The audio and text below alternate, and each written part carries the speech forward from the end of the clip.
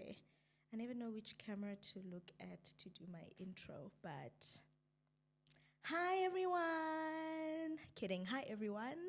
Welcome to a new episode of Voices of the Fraternity, and today I'm sitting with Thandekile Mbatha, an associate at one of the big law firms in South Africa, and she will be walking us through her journey. Before we do that thing, subscribe, comment before you even know the content of this episode, like, notification, bell, all of those things. Thanks. Yeah. Before we start, we're just gonna get rid of the jitters, if there are any, and ask it's gonna be two icebreakers. Okay. What module threatened your LLB degree? What module 3? English. English. Tell me more. English, I think I did it twice. Sure. And I just wasn't paying attention. Do you do it in your first year? Yes. Okay. Yeah, I wasn't paying attention. My first year in LLB was life-threatening. And I think I paid so much attention to the legal subjects that I didn't pay attention to English. Yes. And it came back to bite me. And I was shocked. Wow. Second year, it showed itself to be hard until I had to apply myself and be like, okay, Thandekile, this is an actual module. And yeah, so it's English, funny enough. Okay. Yeah. Interesting one. And then, what is your most embarrassing moment in your career? Where you were like, Thandekile, what is that? Sure. Work-wise. Yeah.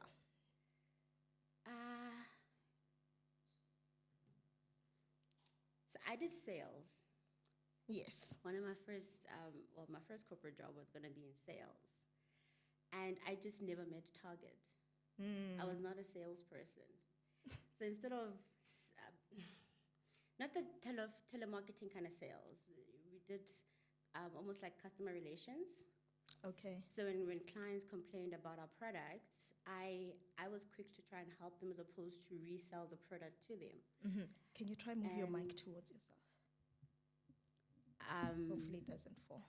Yeah, and what was embarrassing is I just kept being called out on it weekly. Like, you're not meeting your You're not meeting your targets. You're not meeting your weekly targets, so please do something about that. Yeah. I think the content or the context of the environment within which it was being corrected is what was embarrassing. Because it's like, you're this graduate. How do you not know how to market? Yeah. So yeah, that's that. So I question myself a lot every day. Yeah. Like, girl, can you do this? Okay, you were in sales and you were not meeting your targets. I was not meeting targets. Okay. And for a high performer, that was embarrassing. Yeah. That's terrible. I get it. I get it. Now into Thandekile Mbatha. Yes. Who is she? Where is she from? What's her story to the world? So Thandekile is a Zulu girl, proud Zulu girl. Funny story, born and bred in the Free State, a small town called Idolising. I'm the second child of 3. Fortunate to have grown with both parents and a full family unit. Yeah, so I was born and bred in Idolising, schooled in a nearby town called Welkom. So my primary school and high school I did in Welkom. Is it mostly Sotho? Yes. Okay. Yes. So I learned how to speak Sotho before I learned how to speak Zulu. Yeah, I can imagine.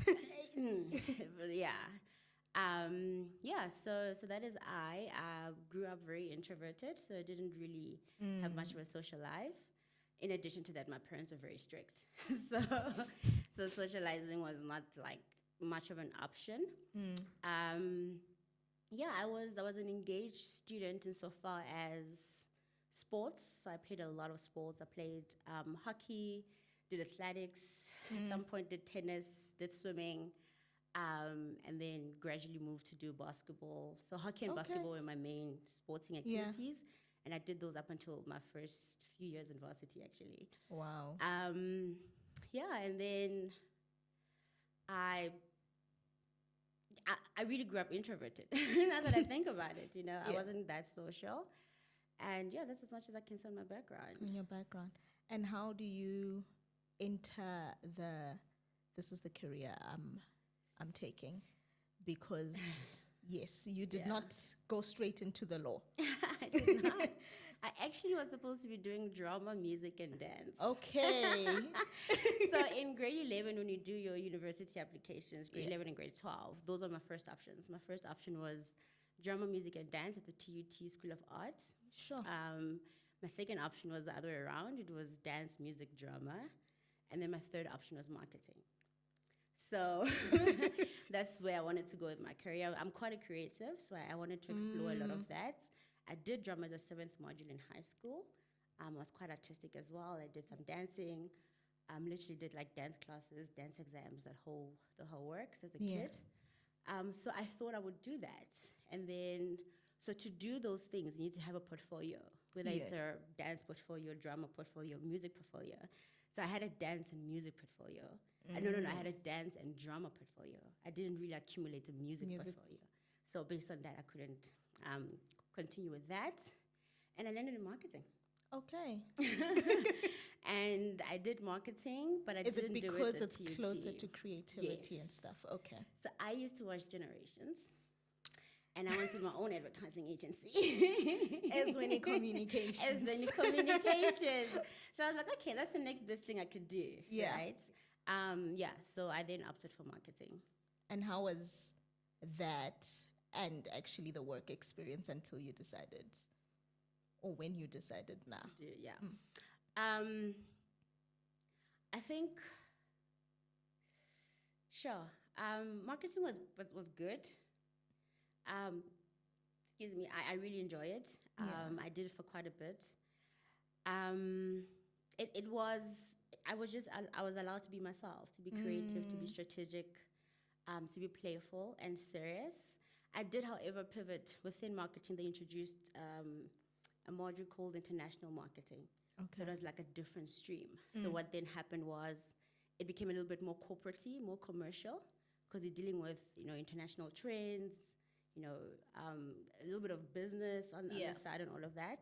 So I ended up going with that, and I think that's where I got a taste of what entertainment, marketing, and creativity and corporate could look like. Sure.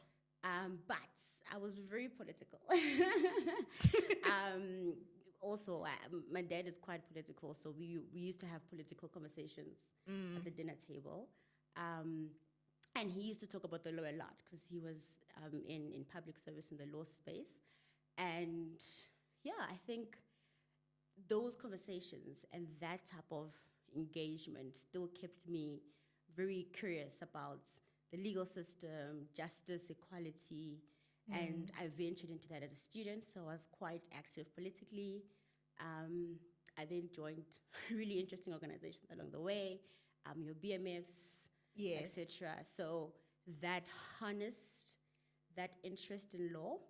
So while doing marketing, I knew that, okay, I'm going to do a law degree after this. After this, you knew it had a stop date. It had a stop date. So the idea was to still do both, but I still had to figure out what that looks like. But in terms of studying, the next thing was going to be an LLB degree. Okay. Yeah. And now you've decided, do you leave or do you study part-time? So I graduated my national diploma in marketing. I studied that in Bloemfontein. And then immediately the following year, I registered with UNISA. So I did my LLB with UNISA for about 2 years until I decided, I think full-time will work better. And then I enrolled I had enrolled at VIS, UCT, and UWC. But I don't know, there was just something about the University of the Left that caught me. So before I could even inquire with VIS or UCT, I was like, I'm going to UWC. Sure. I think I resonated with the background, the history of the varsity.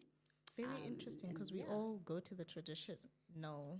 Yeah. Well, if you think Cape Town, you're thinking UCT. Yeah. And everybody thought I was going to go with that. But I was like, I think from what I read about UWC, I think I want to be part of that, generation, legacy, lineage. Sure. Yeah. And how was your experience there? I mean, as an older first-year student, and more experienced politically active students. It was interesting because it was also the era of fees must fall. I made an intentional decision to not get too involved. I think at that point I was quite tired. Yeah. Because I was in ministry as well. So I was quite drained by the time I got Church ministry. Church ministry, yes. So by the time I got to Cape Town, I was like tired. So I stepped back a bit. The academic experience was amazing. I think being taught by people who are passionate about making a difference within the legal space, for me, meant a lot. The student culture as well was eye-opening, you know.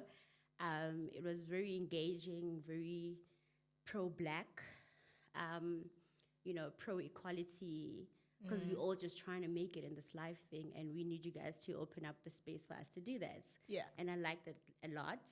I wasn't as involved politically until Fees Must Fall. That's when I kind of like, you know, got involved. I was in the house comm at my res.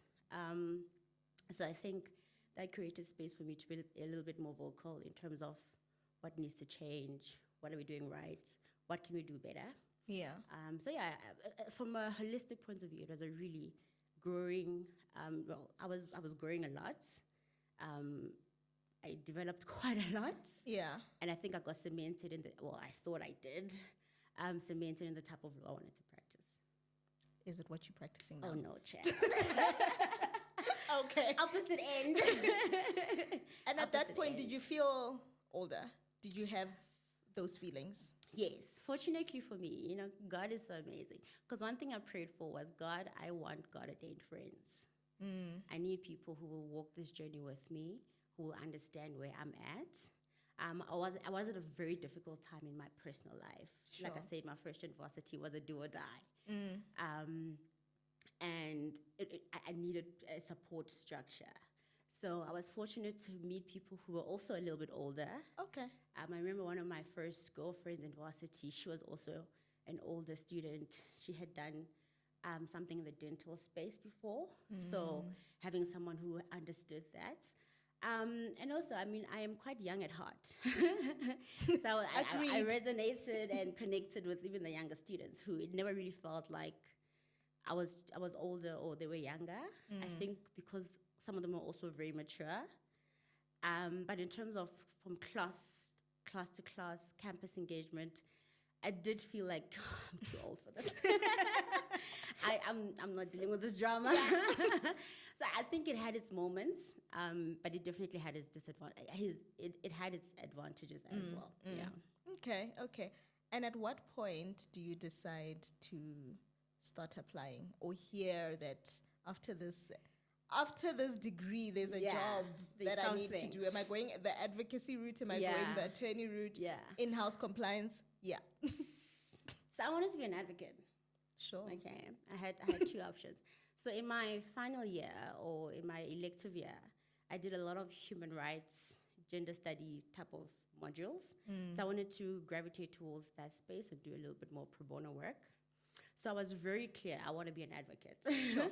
I remember when I made that decision, what is now the LPC Act was going to change to be what it is now. So the old act was still in force. Yeah. So I kind of, knew the process of what I want to do and how I'm going to do that. But then my friends were applying for articles and VAC week and all those things. I was like, I don't know those things. So what I did a research. I did, human rights focused law firms. Okay. I didn't know I would find one, but I found like two. One was based in Cape Town. They do like a lot of human rights work. So they're not like your traditional corporate firm. And a lot of them were NGOs and the likes. So I did that research, but they didn't offer like your VAC works or, not a lot of CA or candidate attorney opportunities. So then I just focused on government departments, right?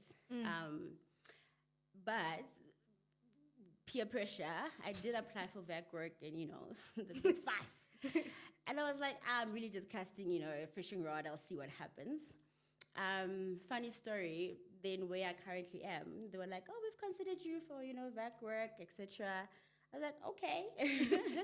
And then sometime later, they were like, oh, we won't be having a VAC work program running the following year. So we're going to consider all these applications for articles. Okay. I was like, oh, okay, well, fine, but that's not going to work for me. So why did you think that? I wasn't interested in being an attorney. Okay. I really wasn't interested in being you an were attorney. just keep peer pressure. Okay. So so what then happened was when I moved back to Joburg, because my first taste of corporate Cape Town was not lekker, and that was in the marketing space. And I was like, I'm too opinionated to stay here. So let me start somewhere else. I'll come back when I have the influence and the power. I'm still praying about it. So I came back to Joburg. I had done my application to be admitted to the bar. Okay. So I was gunning for this. Okay. In parallel, this articles process is also happening. I keep getting invitations to interviews. I keep passing assessments. I was like, Lord, don't confuse me. I am clear Can you about give me where a I'm straight going, line? right? And at the same time, I also wanted experience in the NGO space, human rights space. So I was also applying for internships there. And what then happened was I came across this really amazing organization called Lawyers for Human Rights, and they have an internship program. Sure. I think at the time it was 3 months or 6 months. I'm not sure. So they had a law clinic. They had an internship program for their law clinic, etc. I called in. I applied, got an interview, got accepted. But I was honest. I was like, listen, I'm also applying for my to be admitted to the bar. Yeah. So pending that process, I would like to gain experience with you guys. And the lady was like, you know what? You are very fortunate because we need an intern in our strategic litigation department. And I was like, if this is not God, then I don't know. I was like, sure, I'm happy to interview with that department. And then the bar results came, I think it was October. But I was still adamant to be admitted as an advocate. Yeah. So because at the time you could be admitted as an advocate before you do your pupillage, we were doing that process. Okay. Yeah. Actually, tell me the process. Yeah. When you say you apply, are you applying to the Johannesburg Bar? Okay. And then you also, in parallel, could apply to be admitted with the court to be on the roll. So if you don't go well with the Johannesburg Bar, you could go to the independent bar, but still practice or start as an advocate already on the roll. And the application entails like sending a CV. It was a formal application to the bar, a whole bunch of papers you need to fill out. I think it's still a similar process than like what they do now with pupillage. Yeah. And then you fill that out, you prove that you can financially sustain yourself for the year. So it was a formal process. You go to the interview, which I did. It was the shortest 5-minute interview of my life. Sure. Well, most of us were interviewing for less than 5 minutes actually. And then it's a normal, admission application to court, to the High Court, to be admitted as an advocate. You had to have a mentor, so I had a mentor who was at the bar, and she was assisting me with the process. We had a whole WhatsApp group of young people who wanted to be admitted Sure. into that. So we had that whole process running. And I think it was about October 2019. No, October 2018. Because I was applying in 2018. October 2018, I got my, great for you to interview. Unfortunately, didn't make it from the Johannesburg Bar. And what then happened was I went back to LHR. I was like, okay, I was unsuccessful. And I was hoping to do an interview for the strategic litigation department. I remember I was on a call with Wayne, who was my boss at the time. Yeah. And he was like, we're not going to do an interview. I trust, the reference I got. Yeah. When can you start? I was like, Monday. So that happened quite quickly, right? But what happened, or what changed my course in career, was the day that I got that email from the Johannesburg Bar. I remember I was in business at the time. I had a business meeting in News Cafe in Rosebank. So I was there with my then business partner and friend, still is a good friend of mine. We had an 8 o'clock or 8:30 meeting, and I still had to serve the various bar associations and get my papers to Pretoria. Yeah. So when that call came, I was a bit discouraged because I was like, okay, do I continue to be in the independent bar, or do I just take a moment and think about it? Because the new act is coming into place in a day or two. Yeah. So after today, I don't have any other opportunity to do this. And God being God, an email from Yes. who was a lady that used to work where I currently work, was like invitation to interview with the partner panel. And I was like, God, you're confusing me. You are confused. I don't want to be an attorney. So I got back to LHR where I was, and I wasn't really transparent about where I have this opportunity. I just said, I have an opportunity for articles. I'm not quite too sure about it. I'm still really keen to be in this space. Yeah.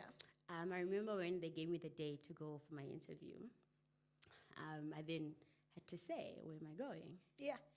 I remember my boss then was like, I'm not going to make an offer for articles.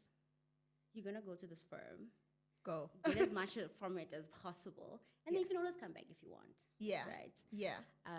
But at the same time, I remember telling my friend, I was like, my problem is that I love corporate. So I'm afraid if I do go, You might stay. I might stay. Because I'm just a corporate girly, Yeah. you know? And yeah, that's how I got into corporate practice, if I could put it like that. Sure. And how was articles, board exams? How was those? How were those 2 years? Well, so articles.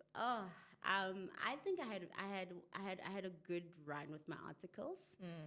So because I knew I wanted to be in litigation, I wanted to litigate. I was very specific and intentional about which rotations I would like to be in. So I was first placed in one of the busiest litigating teams in the firm. So my first year in articles was, amen. I just had to focus on work, right? Sure. And it also happened to be the year that COVID would come through. So we had like our first 2.5 months. And then after that, 25th November, we had to go into lockdown.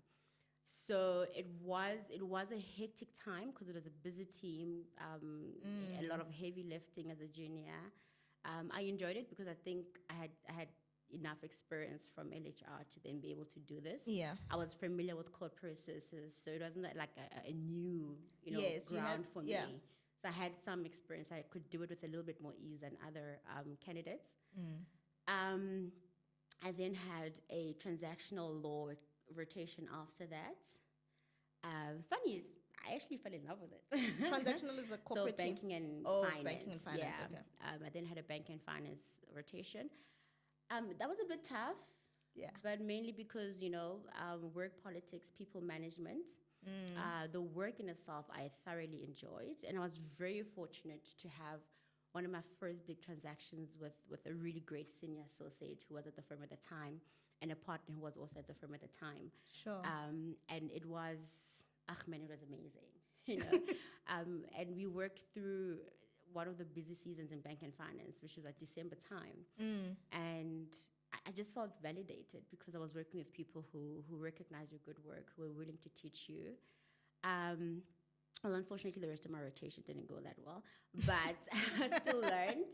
And to my surprise, it became an option in terms of I could do this for like 5-10 years. Because of that transaction. Because of that start, Yeah. yes. And also now getting the hang of things as I go along. Unfortunately, the opportunities kind of, changed to work as a junior in the team, but hey, it is what it is. And then I just said, last rotation, I'm going back to litigation. And I was like, I want the busiest team I can be in. So Again. that if this is my last 8 months, I'm ready to die so that I get anything and everything that I want. And I went back to litigation. Another tough rotation. So it was a different litigation team. It was a different litigation team. Okay. Yes, this was more corporate commercial, and they had like pro bono work, which I really enjoyed. Because I did a bit of pro bono work as well in my previous litigation team that was COVID related. Excuse me. And I found that very interesting. So I went to that team. Okay. And how did the retention talks go? So, without Oguzipaisa. Spicer. Pagi Robertson. Go. Manda, to be honest, I wasn't going to stay past 2 years. Yeah. I didn't have that intention. Like I said, I chose teams Like the where intention was to leave after articles, like, I'm done, thanks. yeah, thanks, but no thanks. So much so that my admission application to become an attorney was very late. Because I was like, I don't want to do this. So I didn't really have like retention talks because in my mind, I was still like, am I staying? Am I going? Is this really for me? Because one thing I knew is I'm very opinionated. And I think this is one of the conversations I had with one of the partners in another team that I was considering when they asked if I'm going to put their name down. I was like, I can only do that if we're willing to have certain conversations. Sure. And if you guys are not willing to have those conversations, then I don't see how I can be in the team. And I'm just that person. And so staying in a corporate space like that, in a big law environment, I had to ask myself a lot of questions until some of the associates who were my mentors at the time, whose opinion I valued very much, were like, listen, just for now, until you figure it out, just stay. You know, there's a lot you can learn. There's a lot of growth. You know, people from the bar who I spoke to as well would say, you have opportunities in really good teams if you want to stay. So, you know, be in the firm, milk it if you want to milk it until you're ready and you know what jump you're going to make. And then I reached out to my then boss. And I was like, hey, I'm interested to stay if you would have me. And God being God, there was no doubt to say I'm not going to be retained anywhere. And then one of the teams that I did want to get retained in, I knew earlier on that they were not retaining that year. So I didn't even try to do that. So it was the highway or nothing. And that's how I got retained. He's like, yeah, we are considering, we're having the conversations, and we'll get back to you. Yeah. And I think the day that retention names had to be submitted by partners to the firm, I think that was the final day, I got a call. I had just arrived at B4. And that's the parking basement. That's the parking basement. And I think my boss was away on holiday. I'm not sure. But I know he wasn't in town. He calls me. He's like, hi, we would like to make you an offer. Like, great, thank you. So I think the relief of employment. So you knew before the actual announcement? Yes. Like with sure. Yeah. So when you just had to act surprised? I did not even. Like, I know, thanks. I'm like, thank you, appreciate it. But yeah, he called and said, we'll be making an offer, etc., etc. So that's how retention was for me. Yeah. And it was a difficult first year as an associate. I had to now find my feet in a big corporate space where I have seen some of the not so nice things, and now I actually have to exist with that. I had to be discerning about how I use my voice, when I use my voice, with whom I use my voice. And I also struggled with, I don't assimilate. I'm not good at doing that. But do I compromise parts of myself to exist? Or do I just show up as authentically as I can, and those who receive me, and if the space itself rejects me, then it does. So I had to take that leap of faith to say, I've known from the very get-go that this was a door opened by God, and therefore, whatever I do from here, He needs to be the center of it. Sure. And therefore, Him knowing the person that I am, He put me in this space. So I need to trust that He knows when I go Dilulu, I go Dilulu. Yeah. So He needs to give me a space where I can be safe, at the same time I can grow. And I think He also surrounded me with people within the firm who were able to do that. At different points in the journey, but there was never a time where I didn't have a space where I can be like, this is what I'm thinking, this is the issue, or this is, and not have someone to be able to hold the space for me. So I think I've been very blessed in that regard. So you would, like, with your opinionated persona, I don't know if the space allows it fully, but would you say you are accepting of it? Like, I know how far I can go just to make sure that I'm not entirely not authentic. I'm not my authentic self. Like, how do you balance your authenticity and balance the space that you are in? Yeah. So one, I pick my battles. Okay, I've had to learn that because I think as a CA, well, more as a second year CA, becoming an associate, I carried a lot of the juniors' issues when they came to me, and I needed to learn very early on that I am not, Spider-Man to I'm save not the that girl. world. I am so I need to pick my battles. And it was same advices that I would get from various people. I also, and one thing I've learned, because I've been in a leadership space for so long, and as a leader, I learned that not every ear is open for you to talk. So choose which ear you talk into. And I think I've learned that, and it still allows me to have a voice, but I'm very specific about who do I talk to and what issue I take where. So a work-related issue, obviously there are processes and protocols, but even in processes and protocols, who has the right ear to hear me out authentically? Yeah. And whom can I just be high level with? Yeah. So there's certain people you just give, top of the iceberg, like, oh, the sky is gray today, it might look like it's gonna rain. I don't know if I can handle the rain. But there's certain people you're like, you know what, the sky is gray. I'm feeling blue. Yeah. And I need you to get me out of the mud. I'm about to pour. Exactly. So I think I'm learning that. I think it's a journey. I also just created pockets of safe space for myself. I use social media to, vent out some of my frustrations. I don't believe in corporate filtering. I think the moment I am silenced in those spaces by corporate, then I'm losing my authenticity. So I think I use those spaces to ventilate my ideas. Obviously, they won't be like specific and detailed, and they're not always even about where you at, yeah. But just generally, when it comes to corporate culture, issues of transformation, equality, diversity, I'm a huge fan of transformation, and I think I got that from when I was in my BMF days, where I saw the importance of a transformed corporate South Africa, that then translates into a transformed society. Because, we need the chankuras. And, people need access to make those chankuras, and therefore we need to transform. So, yeah, I think that's how I'm managing it at the moment. I think with each year, I'm learning a new way to do it better. And also just the importance of mentorship, whether you are a mentee or you're seeking mentorship. I think that also creates those spaces to have those conversations for me, and to have a view out there. Yeah. Sometimes I don't like how people receive it, but hey, I always say if the shoe fits and you want to wear it, then that's not my fault.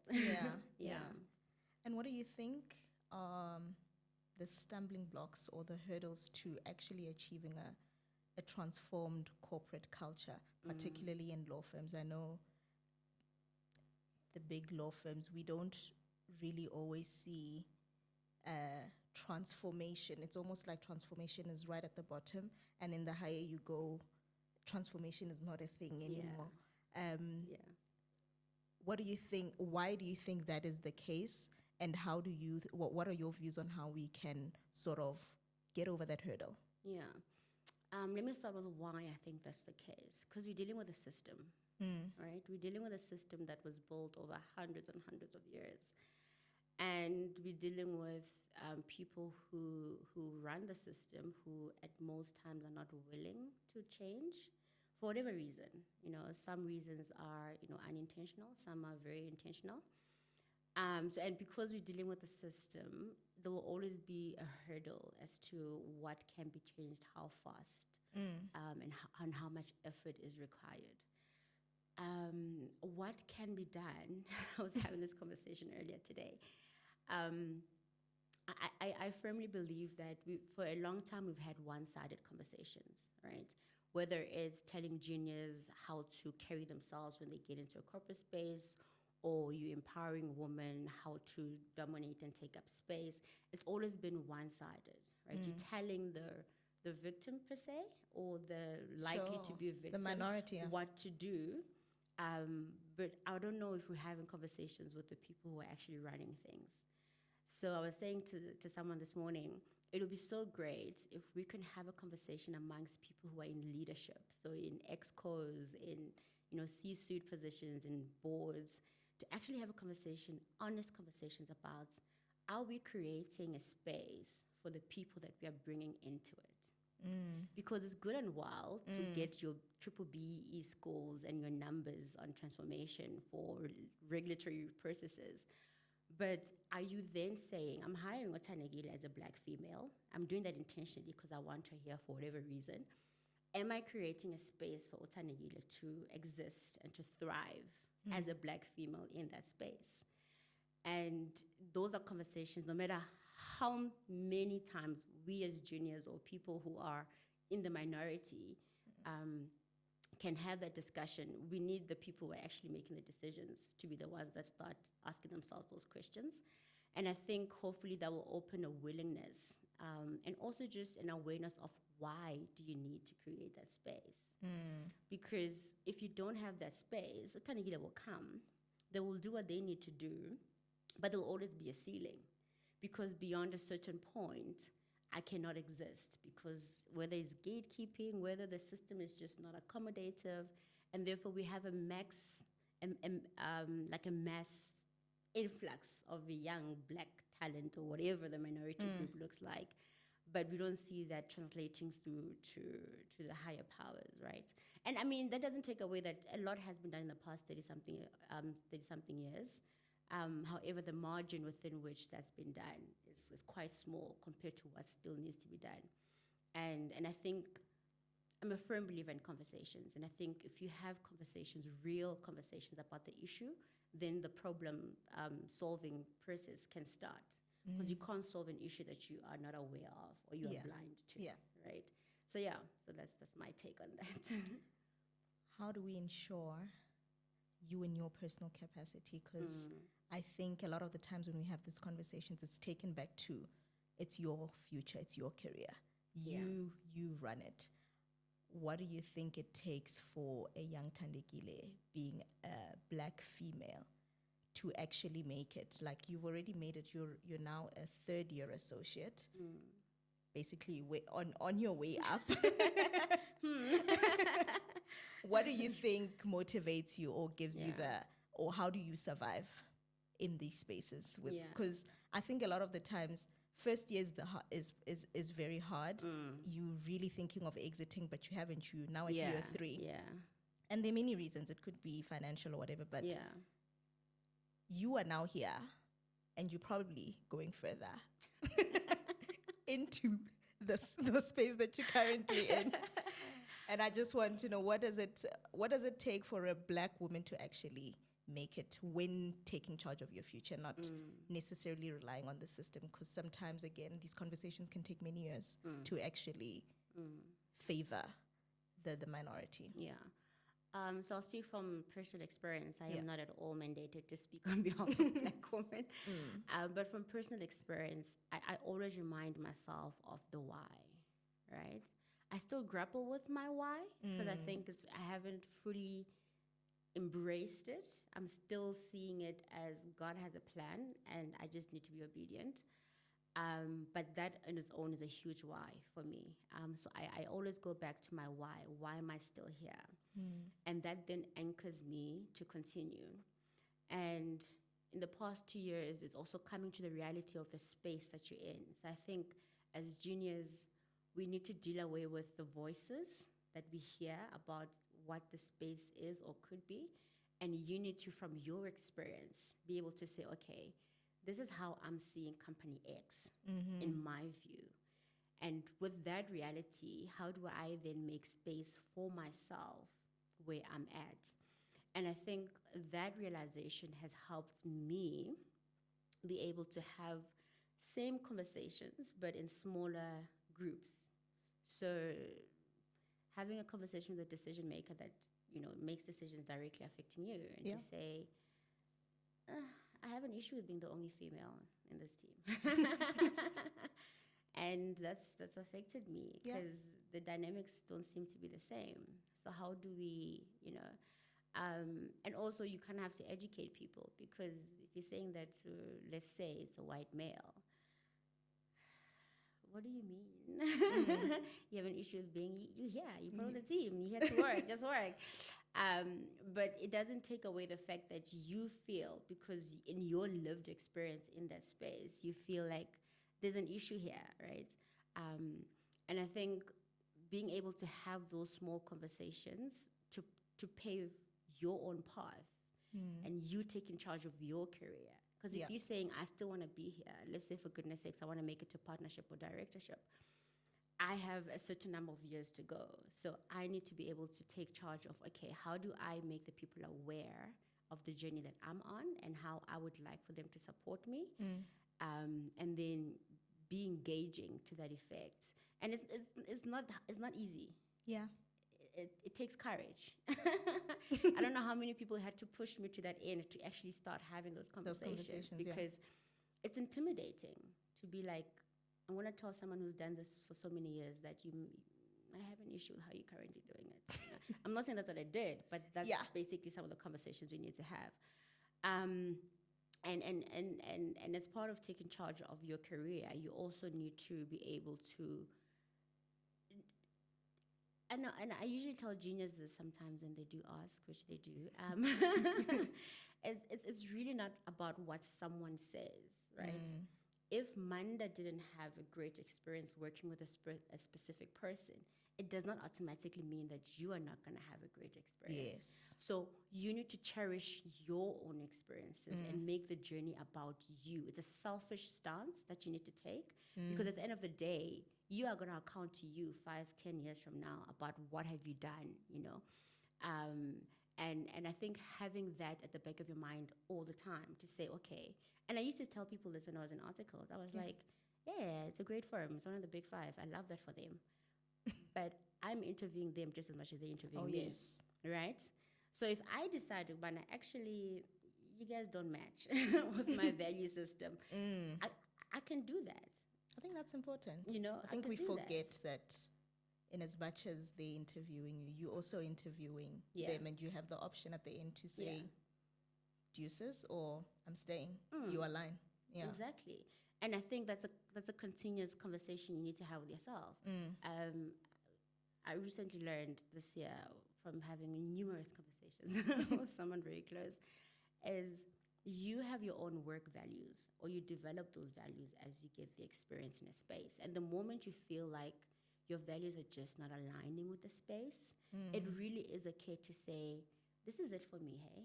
It doesn't have to be deep. It doesn't have to be, oh, it's such a toxic environment. No, it's, are your values still aligned with the space that you're in? And if you feel like they no longer are, it's okay to seek out something else. It's just life, right? If you no longer like vanilla ice cream, you don't take an issue with the fact that you're exploring caramel ice cream. And it's the same thing with your career, because work is part of our lives for a very long time. So you need to make sure that you find yourself in a space where you are aligned. And it may not always be the case, unfortunately, but as much as it possibly can be done, you are aligned, you are growing, your career is moving forward. Because if you're idolizing, let's say you're idolizing the firm, hey man, if anything happens or the firm decides they don't want you anymore, they can boot you out for whatever reason. So you also have to be bold enough and very serious about your career to be able to make that same decision. Granted, it's within the context of, you know, employment is an issue in South Africa. But I think if we're serious enough about our careers, we can make decisive decisions for ourselves and the future we want for ourselves. And you can find a space that works for you somewhere else, or try to find it. Yeah. The alternative is make the current space where you're in space for you. Yeah, make it work for you. Make it work for you.